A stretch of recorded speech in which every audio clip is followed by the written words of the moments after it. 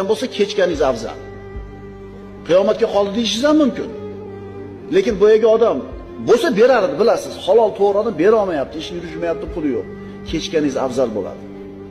Ammo ikkinchi odam bu shunaqa odamki, bera olmayapti emas, bermayapti u.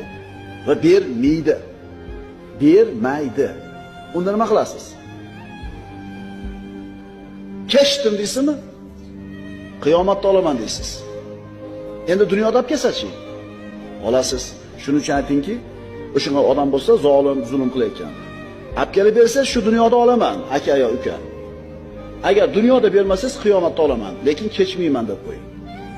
Chunki so'ramasdan tek esdan chiqarib olsangiz, bu haq qiyomatda sizdan so'raydi, nima menga talab qilmagansan deydi. Shukr qil, birodar. Sen shukr qil. Chunki sen insonlarga foydali bo'lgan, yuklarni ko'targan karvonsan. Sen shukr qil, shunaqa itlardan qilib qo'ymabsiz sen. Ularga parvo qilma.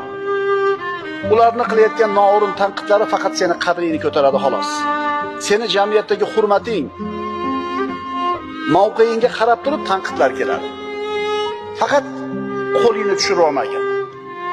Chunki sengacha ham bo'lgan bunaqa odamlar sendan keyin ham birodar mevali daraxtga tosh otiladi. Mevasi daraxtga, terakka birov tosh otmaydi. Sen shukr qil, birodar.